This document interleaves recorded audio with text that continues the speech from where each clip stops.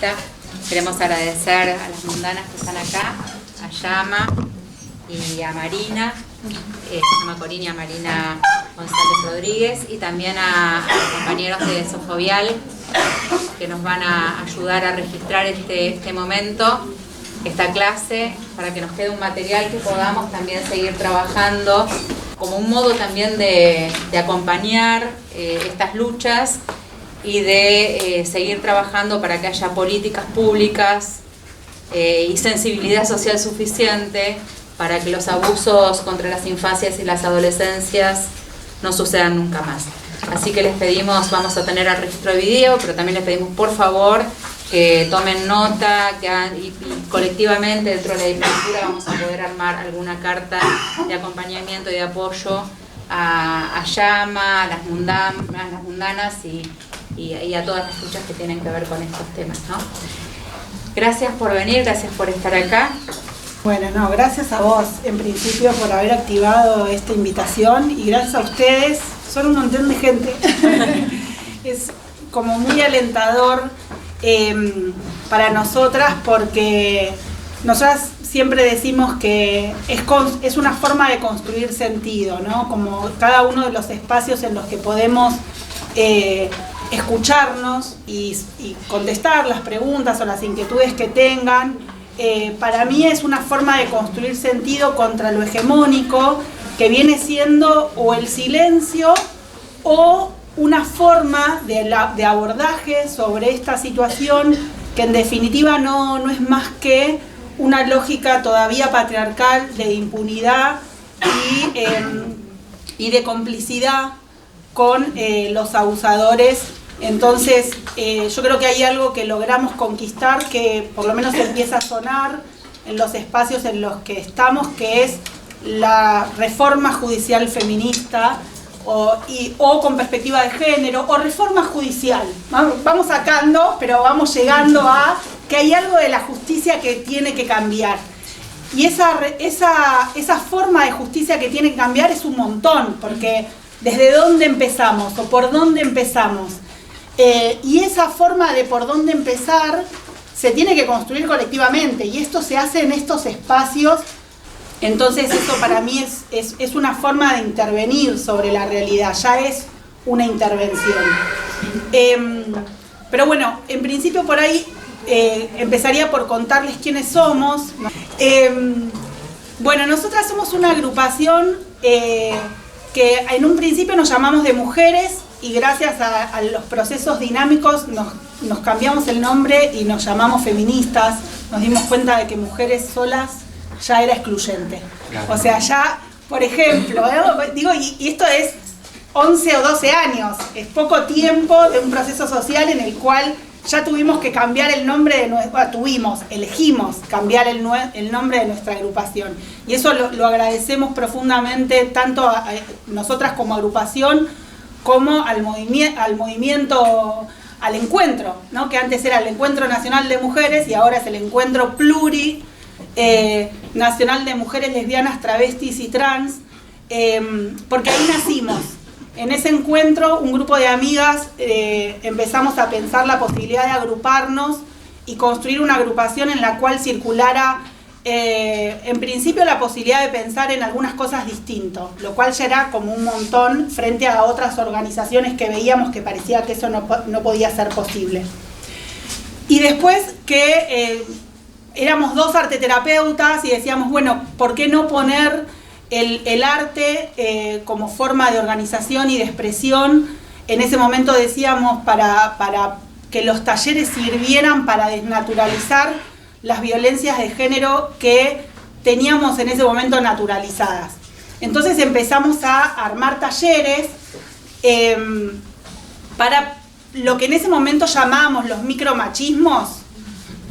O sea que estábamos en un cumple total, ¿no? O sea, imagínense, tipo, hay talleres para entre amigas pensar los micromachismos. Entonces hablábamos de la división de las tareas, casi todas heterosexuales. Entonces, bueno, a ver cuánto ganábamos en relación a nuestros compañeros, qué pasaba con la división de las tareas, los cuidados, etcétera. O sea que estábamos hablando de un grado de verdad, de cierto posicionamiento no de privilegios, porque está mal decir privilegio, pero sí de una cantidad de cosas más o menos resueltas, para con un montón de otras compañeras y realidades que no. Y en ese contexto, ya organizadas, detecté la situación de violencia, de abuso sexual que sufría mi hija, que en ese momento tenía 9 años. O sea, se acabó el cumple, digamos, concretamente. Cuando esa situación nos irrumpió, y digo nos, y eso es ya una situación que me puso en un lugar en el cual es muy distinto al de otras mujeres que se enteran de una situación tan disruptiva, tan dolorosa, donde enfrentarlo en absoluta soledad a enfrentarlo con otras ya es una diferencia clave, ¿no? Tremenda. Cuando el enfrentarlo empieza a ser ir a hacer la denuncia, nosotras, insisto, el ir un poquito para atrás, estábamos organizadas en el encuentro, o sea, ya éramos feministas, o sea, ya interpretábamos que la justicia era patriarcal, y fui a la justicia esperando una respuesta. Y fui a la justicia esperando una respuesta que nos protegiera. En ese momento se consigue lo que en general al principio ocurre, que son medidas de protección urgentes, que es impedir el contacto de la víctima con su agresor, que en este caso, como en la mayoría de los casos, era el progenitor, o sea, lo que en ese momento se entendía como el padre. Y nos toca en esa situación atravesar todo lo que tiene que ver con las instituciones de la que es parte una niña, la escuela, por ejemplo, ¿no? Entonces, ¿qué pasó en la escuela? Una dirección que no entendía qué hacer frente a que estaba interrumpido el vínculo, pero no había perimetral. Entonces, si el tipo aparecía en la escuela, que de hecho lo hacía, no sabía cómo intervenir. ¿Cómo no sabes? Si ella no lo quiere ver, ¿qué más necesitas? Bueno, pero no hay un papel que dice que no lo puede ver. Pues entonces era una discusión en la escuela. Docentes que no habían logrado interpretar, como yo tampoco no había logrado interpretar, una cantidad de dibujos que tenían un grado de expresión, no les puedo explicar lo que con el diario del lunes, ¿no? Decís, no, era más claro imposible y eran corregidos muy bien, muy lindo. Y yo no culpabilizo a las docentes. Lo que sucedió es que nos encontramos con una institución, la educativa, sin herramientas. Entonces, lo que como mundanas resolvimos fue empezar a construir herramientas frente a esa experiencia que estábamos atravesando. La primera fue voy a tratar de no tirar el termo, ahí está, fue este manual, como les voy contando cronológicamente. Nosotros este manual lo pensamos para docentes porque era la experiencia que nosotras estábamos atravesando hasta ese momento, que tenía que ver con la detección y con la falta de información que tenían las docentes, que era la institución que nosotras hasta ese momento estábamos atravesando e incursionando, y donde nos había tocado sufrir una cantidad de situaciones, porque si el tipo iba, ella no podía estar tranquila en un acto, no podía estar tranquila, o sea, ella era una niña de 9, 10 años que se había organizado con sus compañeras para que si alguna lo veía, la escondieran. O sea, una locura. Entonces las compañeras en el recreo estaban atentas a la puerta para que si el tipo aparecía, la escondieran. Las compañeras.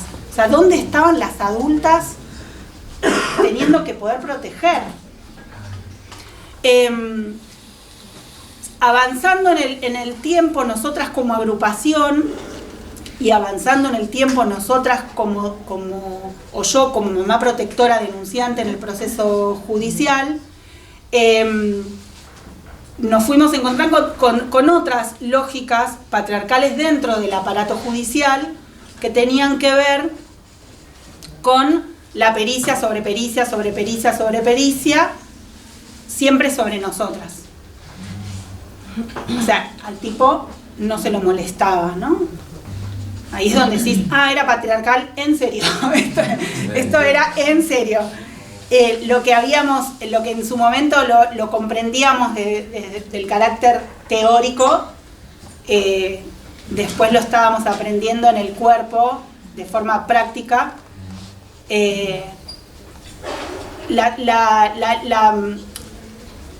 La demonización de mí como mujer denunciante y la absoluta, yo digo como que a los niños esta lógica patriarcal que obviamente les otorga la impunidad y el absoluto poder a los varones del uso de los cuerpos, ¿no? De las mujeres, de los cuerpos disidentes y de los niños y de las niñas,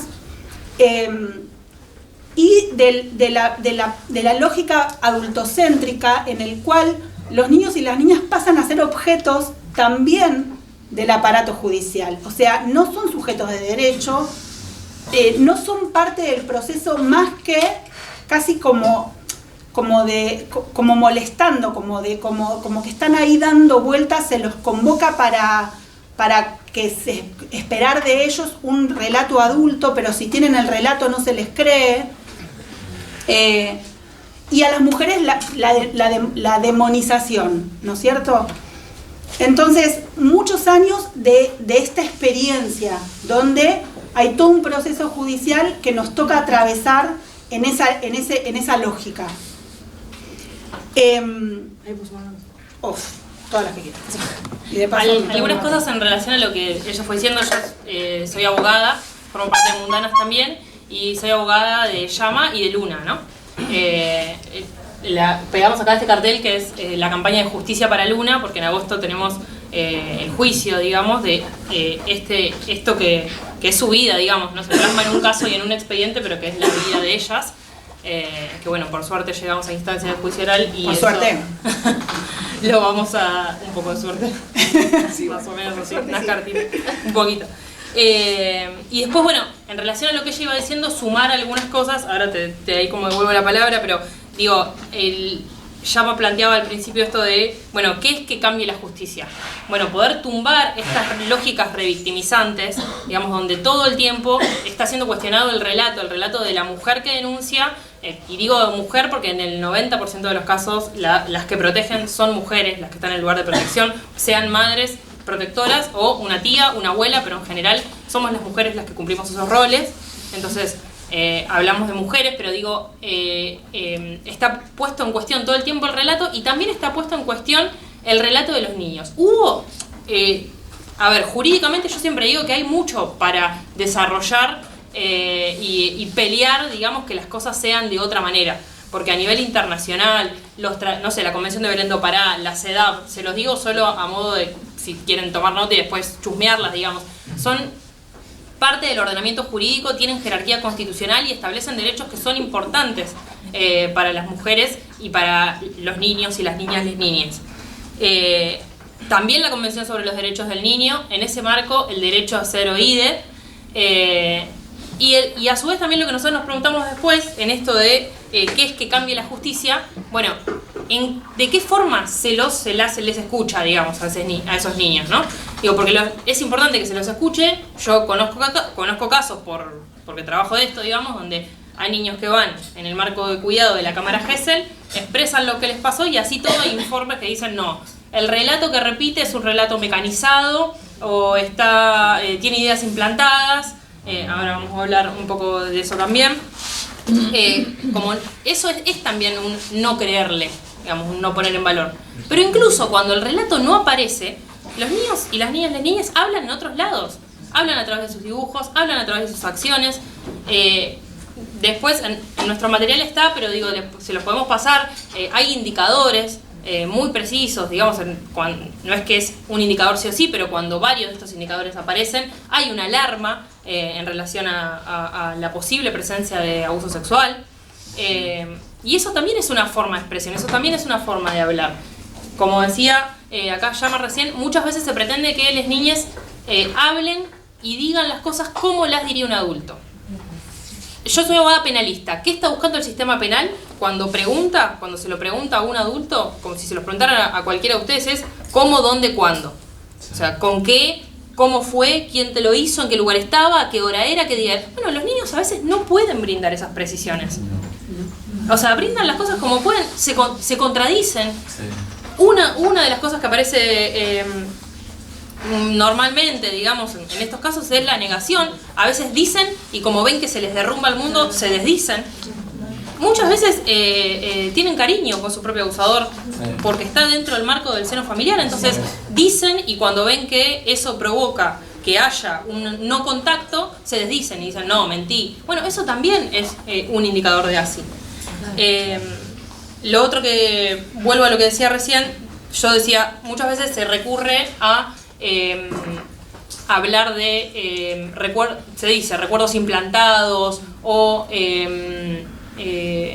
un discurso co-construido, co-construcción. O sea, hay como 3 o 4 terminologías que cuando quieren decir que en realidad las ideas se las metió la mamá o la denunciante en la cabeza, los peritos forenses utilizan esas ideas. Bueno, nosotros eso entendemos que es utilización del falso SAP. ¿Qué es el síndrome de alienación parental? El síndrome de alienación parental es un falso síndrome inventado por un tipo que era un pedófilo confeso y que muchos de los peritos en Argentina, digamos por suerte no la mayoría, toman esas teorías. De hecho, hay todo un sector dentro del mundo jurídico que directamente se dice que hay que hablar de síndrome de alienación parental. Recientemente los organismos internacionales han sacado, digamos, la ONU, quienes estudian la aplicación de las convenciones internacionales en los países, constantemente están desalentando la utilización del síndrome de alienación parental y dicen, y sus derivados, o sea, no solamente el síndrome de alienación parental, sino aquello que se parezca, porque capaz que vos te dicen, bueno, no puedes usar síndrome de alienación parental, pero decís co-construcción. Estás diciendo más o menos lo mismo. Entonces, bueno, nada, te vuelvo ahí. Bueno, en la cronología de... No, claro, bueno, yo estaba contando la cuestión de la violencia jurídica o del aparato judicial y esta es la lógica. Y lo que tiene que ver con el uso del SAP, en realidad, ¿por qué entra? Porque en definitiva lo que hace es descreer de la palabra de las mujeres. O sea, por más que no digan SAP, lo que están usando es una lógica que es patriarcal, que es que la palabra de las niñas no vale, y que no solo que la palabra de los niños no vale, o sea, alguien se lo co-construyó, le implementó ese recuerdo, y ese alguien es la culpable, es la persona a la que tenemos que condenar. ¿Y a quién tenemos que condenar? A esa mujer. Y volvemos a la estadística que cuando hablamos de mujeres, porque la mayoría de las personas denunciantes somos mujeres. Entonces, lo que hace que el SAP exista, más allá de que lo puedan usar o no, es la lógica. Y la lógica es profundamente patriarcal. Entonces, cuando se trata de abuso sexual sobre niños, niñas, que están hoy en procesos judiciales, se aplica el SAP. Ahora, ¿qué pasa? Y esto es algo que nosotros veníamos charlando cuando veníamos para acá, que era traer, ¿qué pasa cuando de niñes no son cuidados, no hay nadie que detecte esa situación, que es tremendamente traumática? Cuando nosotros hablamos de abuso, capaz en esto vuelvo un poquitito para atrás, cuando hablamos de abuso es una situación, primero, en la cual no puede haber nunca consentimiento. Se trata de una situación de asimetría de poder. O sea, siempre que hay abuso, hay una asimetría de poder. Abuso sexual se refiere al abuso particularmente, pero cualquier abuso es la asimetría de poder. Abuso institucional, abuso policial, abuso patronal, cualquier abuso se refiere a una desigualdad en términos de poder. Por supuesto que hay una asimetría de poder entre adultos y niñas. Entonces, cuando hay abuso sexual, ningún niño, niña, puede dar consentimiento frente a esa situación. Entonces, vuelvo a la idea del sentido. Si tiene 14, si tiene 16, fue un debate que hace poco, ¿no? Estuvo sobre los medios en función de empezar a ver cómo relativizar la culpabilidad. Entonces, el abuso es abuso y es siempre una situación de un orden traumático profundo, que nunca puede haber consentimiento porque no está en condiciones de darlo, porque su psiquis no puede procesarlo, y no hace falta que llegue a un grado incluso de penetración o lo que nosotros entendemos en general como violación. O sea, no tenemos que llegar a una instancia morbosa o profunda para entender que cada vez que hablamos de abuso hablamos de una situación traumática. No importa el grado al que se haya llegado, nunca hubo consentimiento, siempre fue una situación traumática.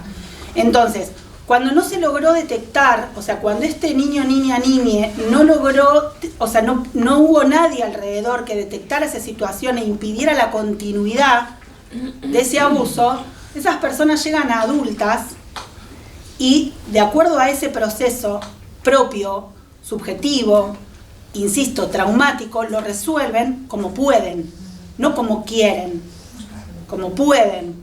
Y si en esa resolución eligen denunciar y buscar justicia, vuelve una lógica que no es la del SAP, aunque parecida, que es que prescribió el delito.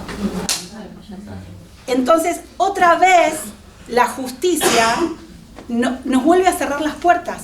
O sea, vuelve a tener una lógica de encubrimiento para con los abusadores, si no es a través del SAP, cuando somos mujeres que denunciamos el abuso de niñeces, cuando se trata de adultes, porque no hubo quien denunciar, o porque, digo, ¿qué pasa? Que a lo mejor, no sé, prescriban cuando no llegamos a una condena, y hay una estadística, pocas hay de estadísticas, porque volvemos a la idea de que los abusos son sin testigos, situaciones traumáticas donde a las víctimas les cuesta poder hablar. Entonces hay un montón de condiciones que se dan para perpetuarse en el silencio. Entonces se sabe mucho menos de lo que de verdad sucede. Ahora, la estadística, por ejemplo, que conocemos del Ministerio Público Fiscal es que de 1000 casos se denuncian 100 y de esos 100 casos se condena 1. Y ahora entendemos por qué se condena 1. Porque esas otras 99 situaciones que sí se denunciaron, se cayeron en el camino. Entonces, yo quiero... Exactamente. Y yo quería un poco de disciplinamiento para que vean, o sea, por miedo. Exactamente. Y en ese sentido quería retomar, y después le voy a pasar la palabra a Maru, que lo va a poder explicar. Es en relación al caso de Telma, que es el caso que está circulando fuerte, porque el caso de Telma es el ejemplo de una mujer adulta que denunció de adulta y que denunció en un momento donde las mujeres mujeres y disidencias, ¿no? Estábamos en un momento de fuertes movilizaciones. Estábamos peleando por el derecho al aborto legal, seguro y gratuito, haciendo millones en la calle. Y voy a hacer solo un paréntesis antes de pasarte con lo de Tel, porque creo que en ese movimiento, en ese periodo, en ese momento, donde estábamos en la calle peleando, ¿no?, por algo que no es más que el derecho a elegir sobre nuestras posibilidades, nuestras vidas, porque tenía que ver con elegir sobre el derecho a decidir por sobre nuestras vidas, nos encontramos con un montón de otras formas de violencia que sufríamos. No solo no teníamos derecho a abortar si no deseábamos continuar con un embarazo, no teníamos derecho a un montón de otras cosas. Y teníamos una cantidad de herramientas que compartirnos.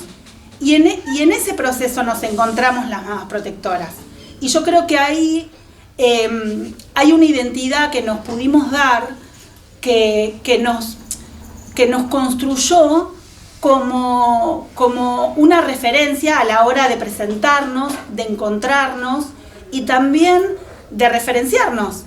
O sea, decir, bueno, somos un montón las que estamos sufriendo esta particular forma de violencia de género.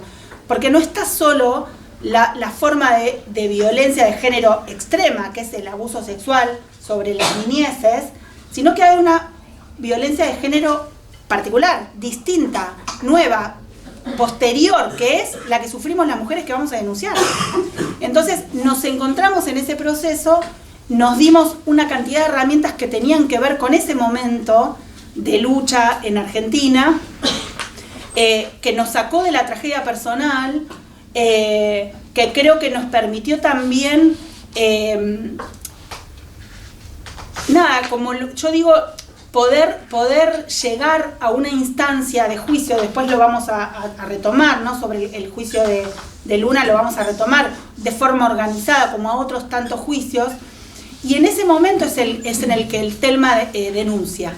Y cuando Telma denuncia y conquista algo de lo que tiene que ver con los medios, porque en esto obviamente hay una diferencia entre cuando los medios, igual no digo que sea a través solo de los medios, sino del movimiento, ¿no? Pero digo, se da esa posibilidad, digo, que ella haya sido que sea actriz, que estuviera acompañada por sus compañeras o de forma organizada, que sus compañeras fueran actrices también. Eso tenía un impulso que no lo tenía a lo mejor el sindicato de textiles, qué sé yo, de obreras textiles. No, sí, mirá cómo tuvieron que evaluar en el momento para que tenga impacto, que tuvo que decir lo que había pasado. Sí. O sea, tuvo que hacer un video donde relató el hecho de abuso. Total, para que le crean. O sea, no es fácil que te crean. Digamos, como digo, y la capacidad del movimiento de construir consigna, digamos, el mirá cómo nos ponemos. No me acuerdo yo ahora exactamente el número, pero digo, fue abrumadora la cantidad de llamados que se recibieron en el 144 denunciando abusos después de la denuncia de Telma. ¿Sí? Después de la denuncia de Telma, y de años y años y años. Un 100% puede ser que sí, fue tremendo. O sea, fue un antes y un después en la lectura, en la posibilidad de que mujeres adultas denunciaran el abuso que habían sufrido en su infancia. Y por eso, digo, ella tuvo que sufrir la cantidad de violencia que ella sufrió, personal, y sigue sufriendo. Sí. Y vuelvo al caso de Telma por el fallo que ahora está otra vez para leccionarnos, como dijo la compañera, porque si Telma gana, un poco ganamos todas, entonces no se les puede pasar. Y sobre esto de qué pasa cuando la justicia al final pretende que cuando seas niña denuncies, y cuando sos niña igual no te escucha. Digo, hay algo de esa contradicción que va en contra del sentido común, que me parece que está bueno que traigas lo de la cuestión de la prescripción, que para mí es el absurdo de la lógica patriarcal cuando se trata de un delito de estas características. Sí, bueno, por ahí arrancar contándoles un poco que la mayoría lo deben conocer o deben haber escuchado en la radio, pero en la radio o en la tele, no sé, lo que consuman. Lo que fallaron en el caso puntual de Telma es que es llamativo, digamos, que es que desarrollan una idea en relación a que consideran que los hechos están probados, 2 o 3 primeros hechos, ahora no recuerdo, que tenían que ver con hechos puntuales de abuso, no así con el hecho de acceso carnal con el pene, y ahí comienza todo un debate en relación a esa cuestión particular, con lo cual absuelven respecto de los primeros hechos por prescripción y por el último hecho por el beneficio de la duda, porque no lo consideran probado. Es llamativo que digo, y lo hablábamos, ¿no? Como que tengan que hacer una declaración donde en algún punto reconocen que eso sucedió, porque toda la prueba indica que eso sucedió. Y después te dicen, mira, no lo puedo condenar, yo no lo puedo condenar, pero la verdad que sí, me parece que sí, que pasó. O sea, eso es un poco lo que está diciendo el fallo. Resulta absurdo. Claro, por eso el hashtag que es absuelto pero no inocente. Sí, absuelto pero no inocente. Se probó que hubo abuso. Exacto. Esa es la consigna que se construyó. Lo siguiente que les digo es, a mí me suele pasar que me dicen, pero ¿cómo? ¿No es que los abusos no prescriben? Es como re normal que se diga eso, porque en los medios, cuando sancionaron las últimas leyes, se difundió mucho que se había modificado y que los abusos no prescribían. Bueno, les cuento así como... la ley Piazza, ¿no? Claro, exacto. Les cuento así como rápidamente. En el 2011 se sanciona la ley Piazza. Para llegar acá hay como todo un debate legislativo que, si tienen la oportunidad de leerlo, es súper interesante porque tiene mucho de psicología también. en donde se pone en valor la cuestión de la develación tardía, que ahora les cuento. Y en la ley Piazza se establece, que es del 2011, que el plazo de prescripción empieza a correr a partir de los 18 años, digamos.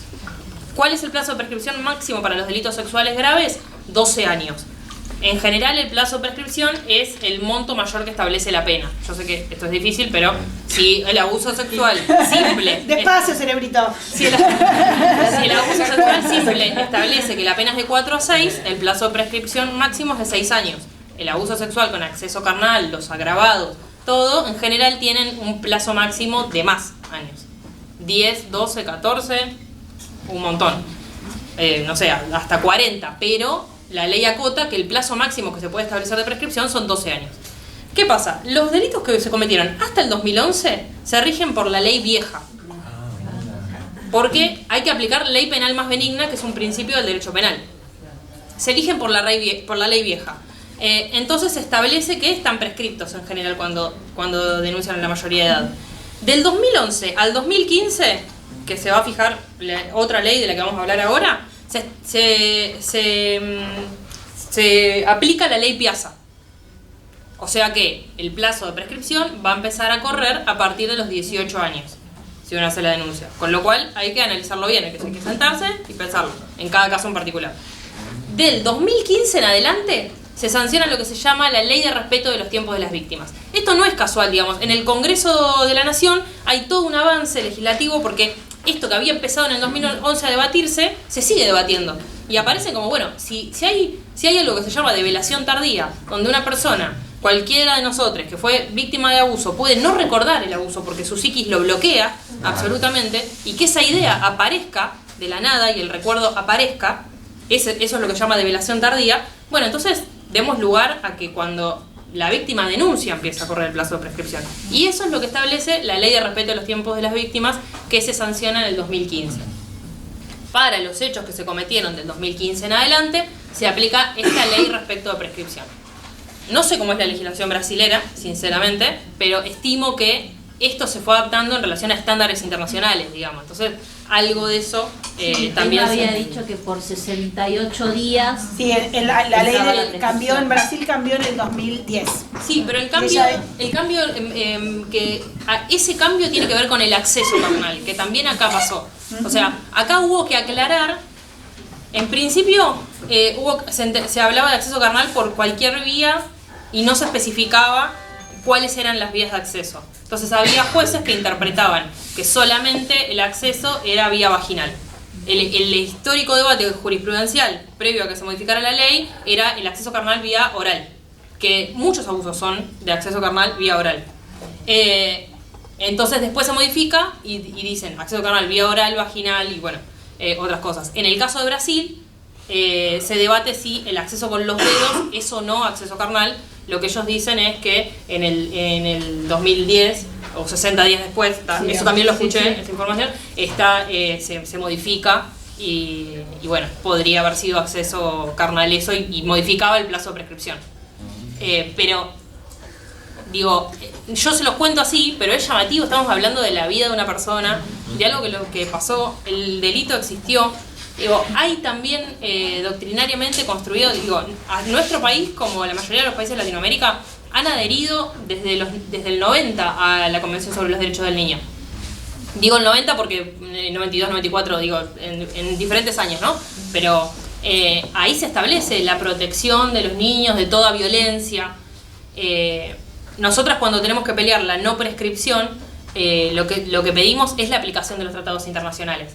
Digo, Argentina como Estado ya estaba comprometida, incluso antes de la sanción de la ley Piazza, incluso antes de la sanción del respeto de los tiempos de las víctimas, a proteger a los niños, niñas y adolescentes y a las mujeres en particular de todo tipo de violencia, en particular de la violencia sexual y a la tutela judicial efectiva, digamos, al pleno acceso a justicia. Sí, yo ahí, perdona, como que voy a otro aspecto de la puja política y de la batalla política que es social y que es una pelea que me parece que está viva en Latinoamérica y particularmente me parece que en Brasil se expresa con fuerza, digo, viene de 4 años de bolsonarismo.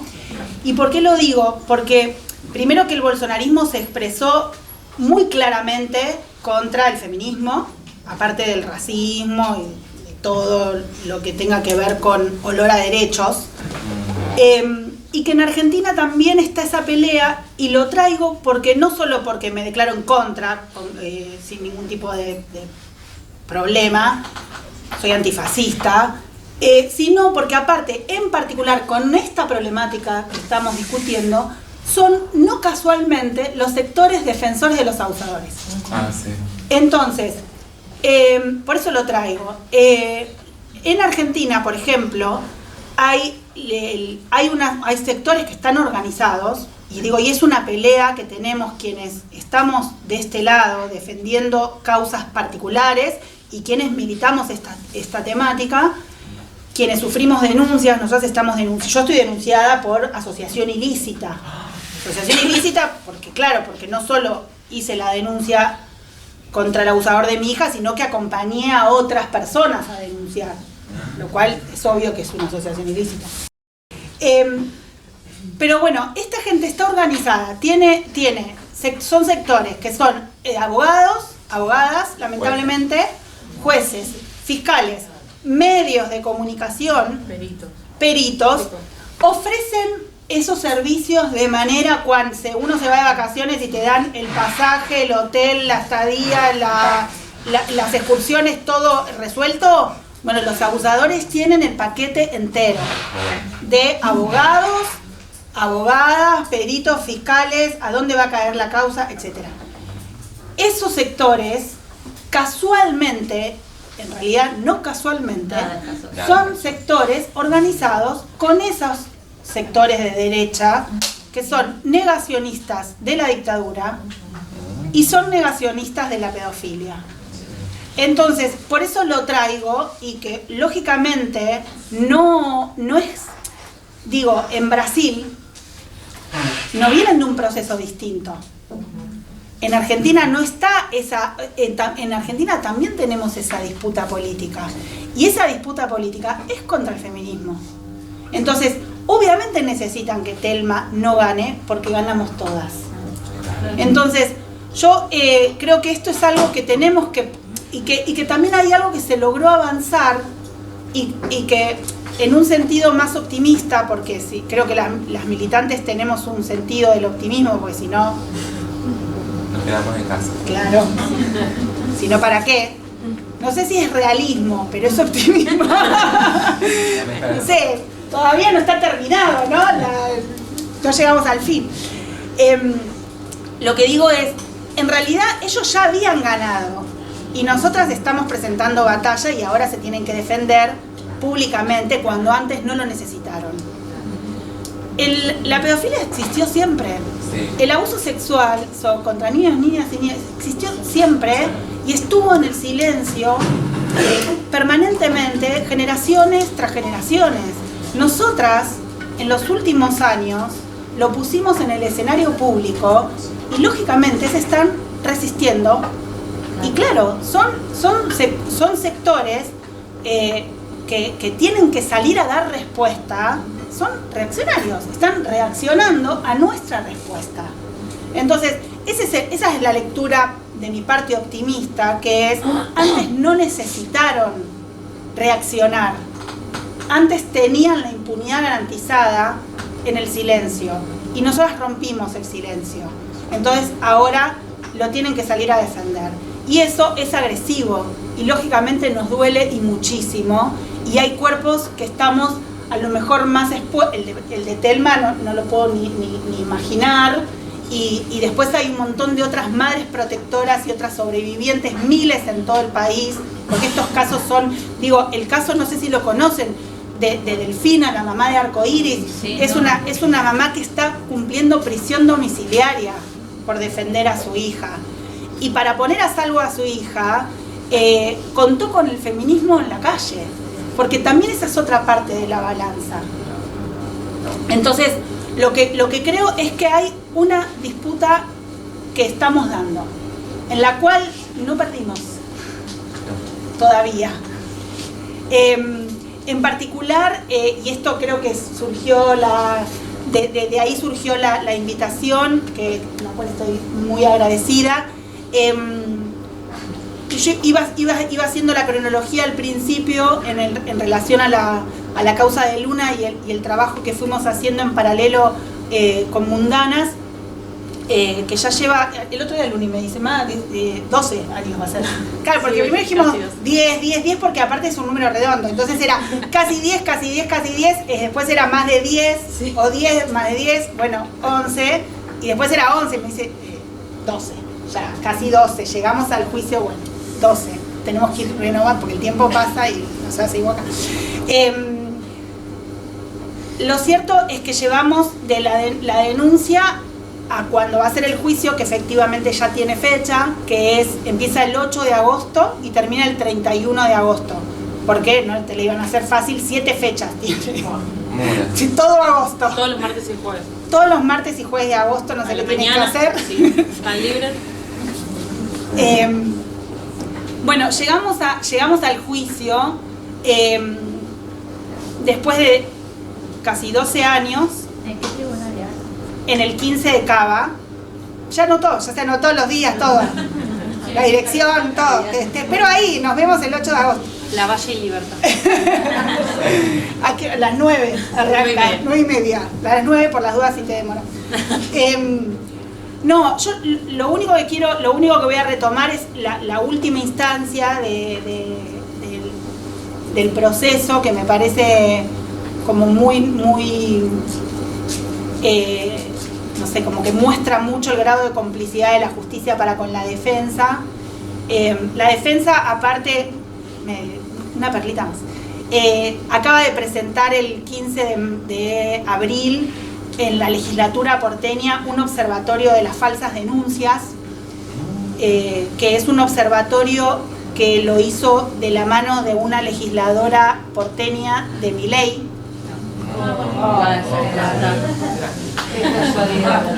Qué casualidad. Todo, ¿no? Un poco todo tiene que ver con todo. No, pero bueno, un observatorio de las falsas denuncias que plantean, que proponen sean leyes que nos condenen. O sea, vaya si pretenden aleccionar. O sea, si nosotras denunciamos y no logramos probar que esa denuncia efectivamente, aparte tenemos que ir presas. No solo no adquirir justicia, sino ir presas. Digo, con esa defensa nos enfrentamos. No, imaginémonos las mamás no acompañadas, si llegan a saber esto, si van a denunciar o no van a denunciar. No. Claro. Y es más, les digo, hay mamás que no denuncian, porque no pueden denunciar, porque no son mamás que protegen, porque no están en condiciones de hacerlo. Esas mamás también son juzgadas por la justicia. Cuando hay un sistema que detecta indicadores, digamos, las mujeres estamos colocadas siempre en un lugar de ser juzgadas. Sí, se actúa porque actúa y si no actúa porque... ¿Cómo no te diste cuenta? Exacto. Siempre va a contar el tiempo el que le llevó llegar al juicio. Y la O carga. sea, es una locura que demoren tanto tiempo en poder llegar al juicio. En general no se tarda tanto, se caen antes las causas. Claro. En este caso tardamos mucho porque siguieron yo estuve batallando. organizada y logré Claro. llegar. Pero Sí, si sí, no sí. se va cayendo. De hecho, esto que les iba a compartir es lo último del proceso. Insisto, yo denuncié cuando Luna tenía 9 años. Estuvimos luchando 9 años para que ella tenga cámara Gesell. O sea, que es un dispositivo en el cual se deben escuchar a las niñas que atraviesan un proceso judicial porque son videograbados, lo cual esa videograbación es después escuchada en el juicio en caso de llegar a juicio, para que no tengan que repetir su testimonio, o sea, no sufran esa revictimización. Y aparte la entrevista está a cargo de una psicóloga, entonces se supone tiene otra empatía, otra forma, otro conocimiento, otra formación. Durante 9 años estuvimos peleando para que ella tuviera cámara Gesell. Cuando ya ella tenía 17, el último año empezamos como a ponerle movilización porque llegaba y no le estaban dando la cámara Gesell.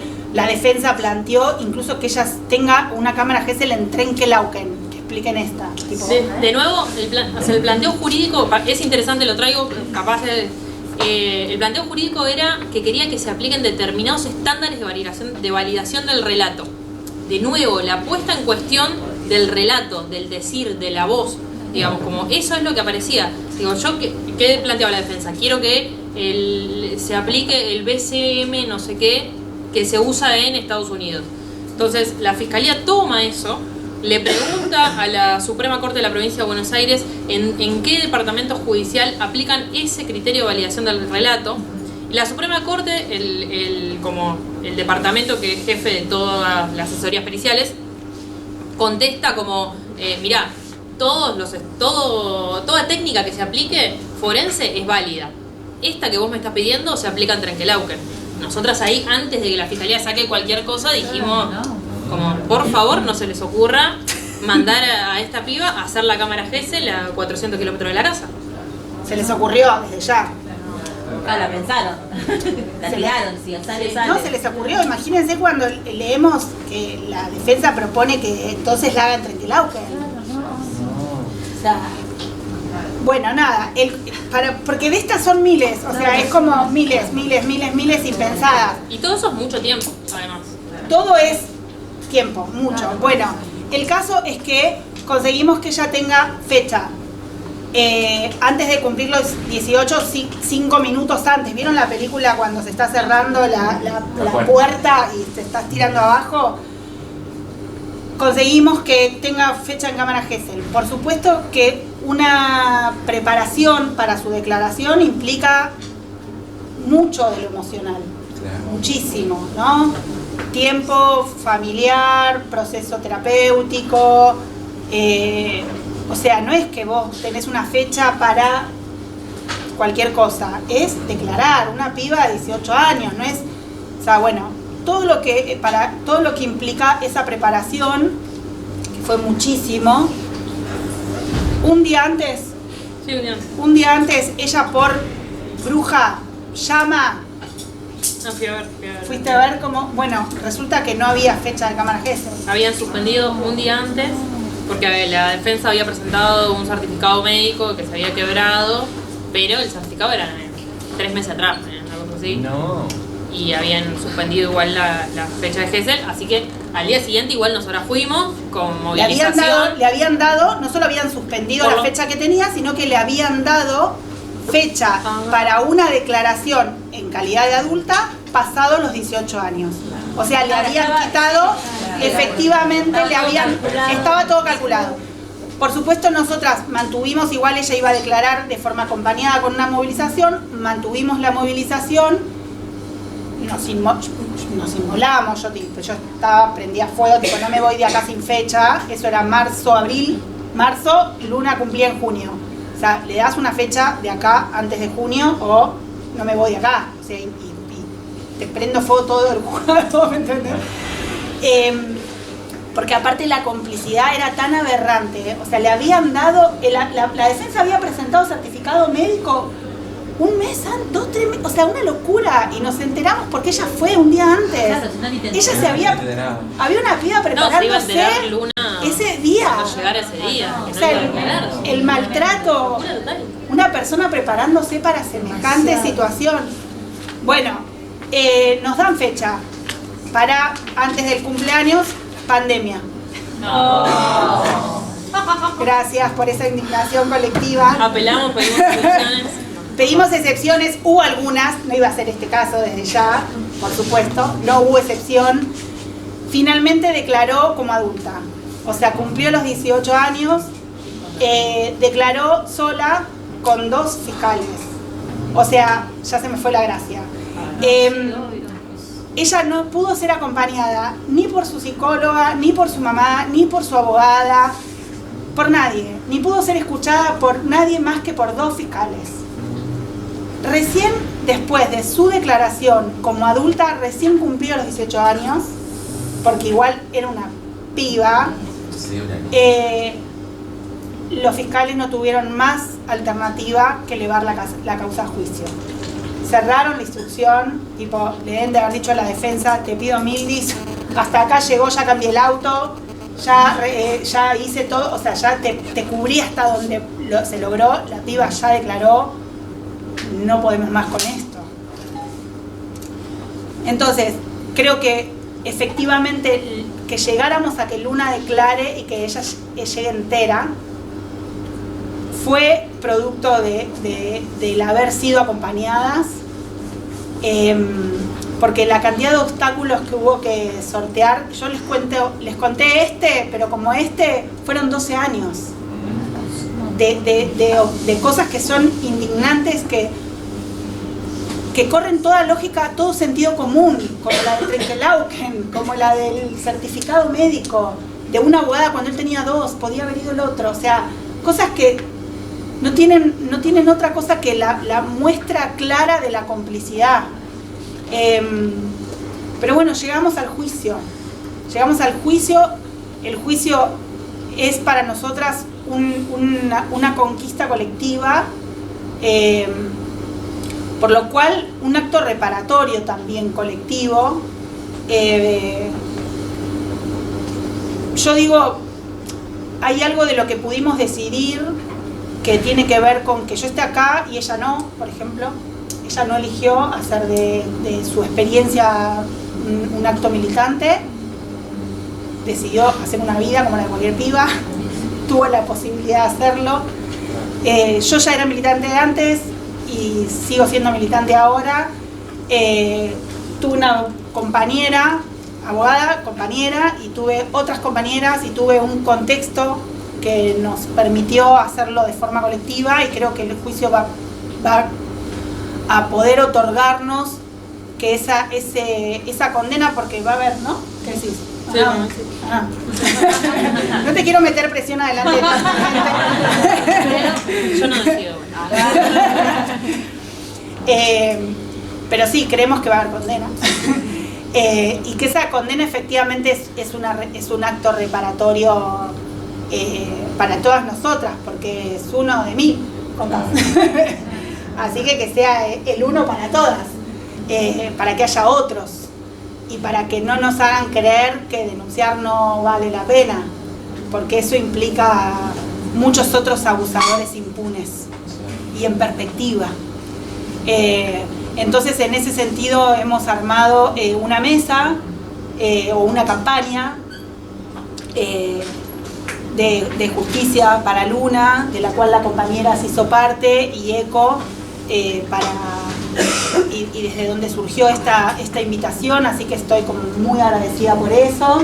Y seguiremos caminando estos espacios de acá al juicio, que nos parecía que era la mejor forma de, no solo de pedirles que nos acompañen, sino también de ponernos a disposición de seguir construyendo sentido. O sea, que no solo luchamos por justicia para Luna, luchamos contra el abuso sexual hacia las infancias y adolescencias, para cualquier piba, pibe. Entonces esto para nosotros es un acto militante.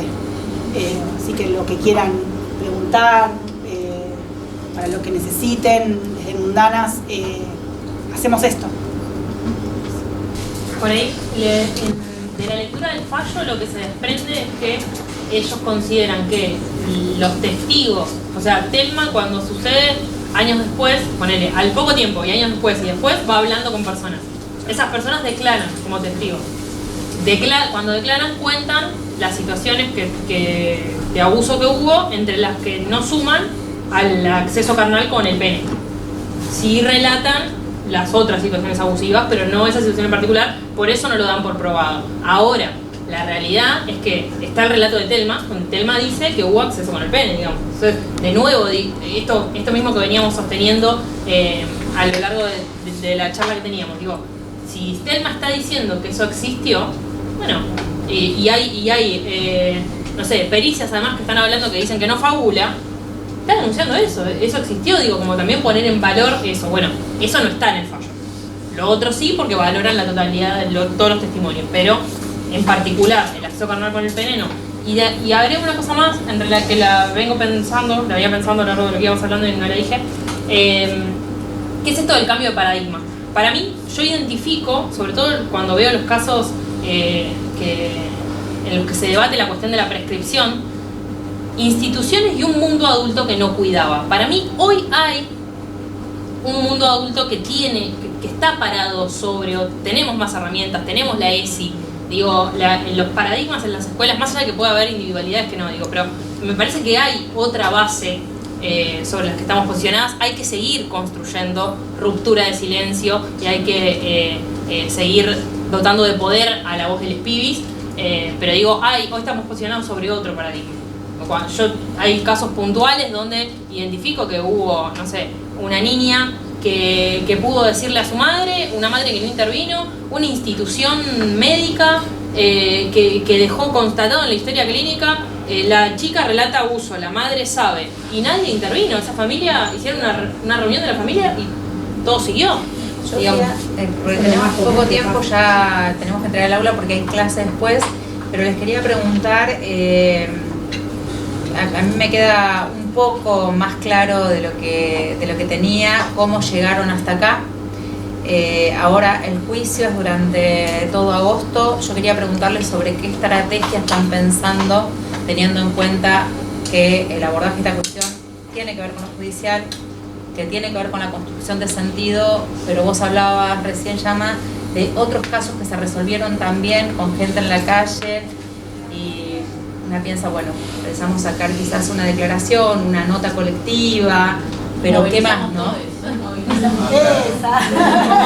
¿Cuál es la estrategia que ustedes están planificando, pensando? Está la Mesa Nacional. Sí. Bueno, quería preguntarles sobre eso específicamente. Un poco todo. Nosotras creemos que va a hacer falta que se acompañe con la movilización cada una de esas fechas.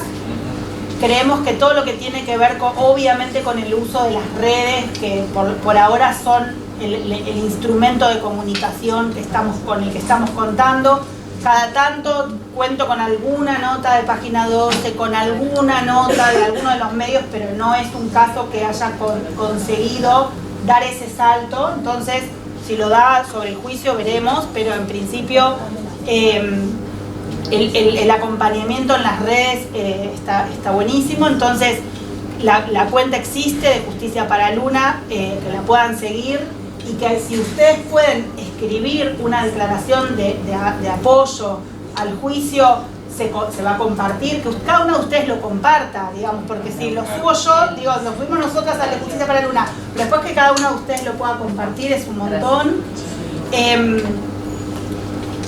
¿Qué más? Las redes, la presencia, y después, digo, la presencia, y después va a tener que ver con cuestiones que tengan que ver con más preciso sobre la fecha, porque hay cosas que no sabemos qué va a pasar con la otra parte, que tengan que ver con la estrategia de la otra parte. Sí, igual ahí, capaz que nosotros, nuestra idea del acompañamiento y la presencia afuera es que también sean espacios abiertos. Digo, hablamos en un momento... ¿Afuera de dónde? Afuera de la audiencia, en la calle, digamos.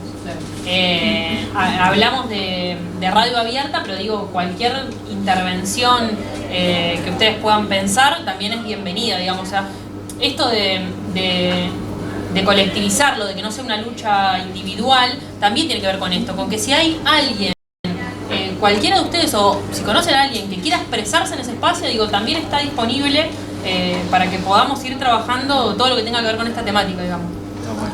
La idea va a ser pensar, todavía no está cerrado, pero como son 7 fechas, tenemos un montón, nos va a permitir, todavía no está organizado absolutamente, pero la idea a lo mejor es que un día sea de madres protectoras. Entonces todas las madres protectoras puedan llevar sus situaciones, pensar una dinámica. Otro día de sobrevivientes. Seguramente Telma Vallas, digo, es amiga mía, es compañera nuestra, hemos hecho, digo, de hecho hasta la presentación del segundo libro nuestro lo hicimos con ella. Sobrevivientes. Otro día puede haber, no sé, expresiones artísticas que tienen que ver con la reparación. O sea, la idea se va a ir cerrando sobre la fecha, pero centralmente es lo que dice Maru. Va a ser lo más colectivo, amplio y de construcción de la reparación para todas y todes que se pueda. Así que en ese sentido, bienvenidas también propuestas. Sí, yo quería proponerles en primera instancia mi apoyo hacia su organización o su movimiento, porque estaría bueno también abrir una especie de plataforma presencial donde contar las personas que han sido víctimas, porque por ejemplo yo he sido víctima de un abuso sexual en mi infancia y quizás quizás no es el mismo que el día de hoy, porque yo no soy de origen boliviana, pero también esa experiencia pudo haber pasado acá en territorio nacional. ¿Se entiende? Que a veces, muchas veces de nosotras, las chicas trans o chicos trans, no los comentan por ese, mira cómo tiemblo, por la vergüenza, por el miedo, por ese, el simple común, factor común, miedo a qué dirán el demás. Pero ahora, como soy ciega, yo lo digo.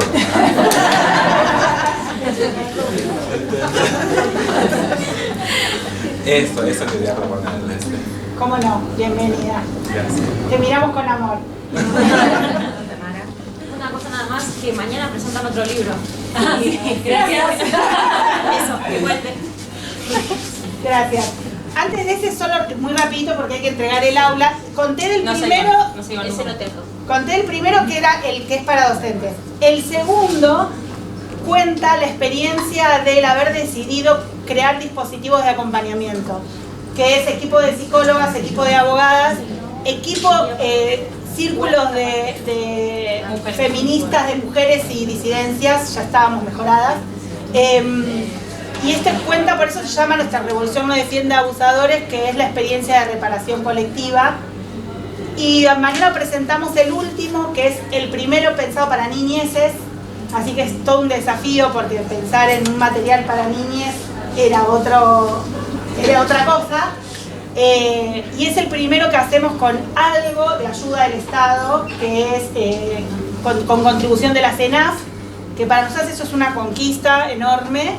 Así que lo presentamos en el auditorio de la CENAF, 5 de la tarde, quienes quieran participar, invitadas, gracias por darnos ese lugar al chivo. Se llama Tengo derecho a ser yo y es un libro objeto. O sea, tiene como una parte así como para explorar. Tiene cartas, tiene juegos, tiene objetos, espejitos, es una belleza. Tengo derecho a ser yo. Te lo dijimos así como cantando.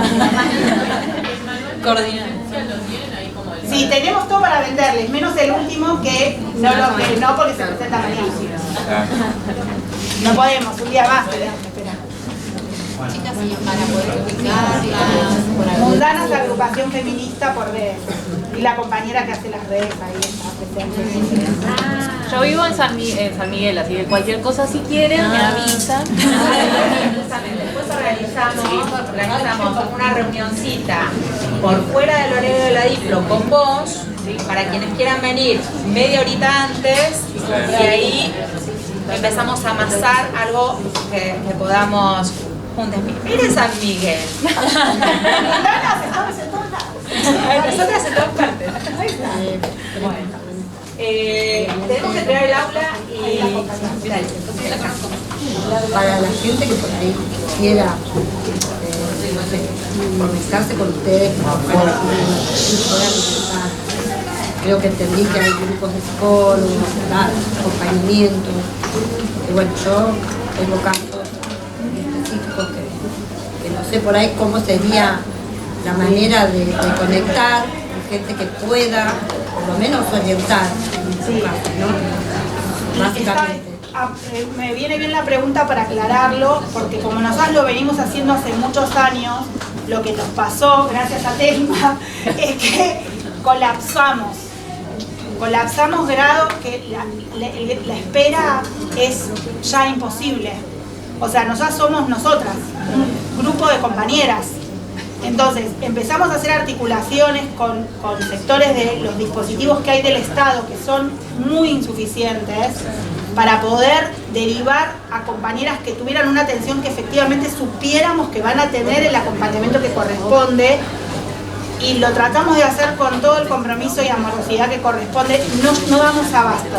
Entonces, realmente por este año no estamos pudiendo recibir más situaciones, porque tenemos en cola del año pasado, o sea, realmente no podemos. O sea, tenemos los equipos trabajando, no es que no están trabajando, pero están trabajando con más de lo que ya pueden dar respuesta.